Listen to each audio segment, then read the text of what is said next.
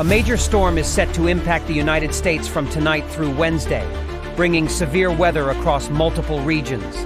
This storm will affect the northern and central plains, the Midwest, the Ohio Valley, and the Northeast, bringing damaging winds, large hail, and possible tornadoes.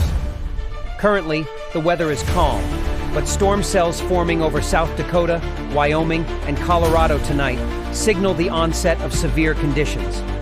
As the storm moves east, it brings an enhanced risk of severe weather to South Dakota, Minnesota, and neighboring areas on Monday, with strong winds and large hail as primary threats.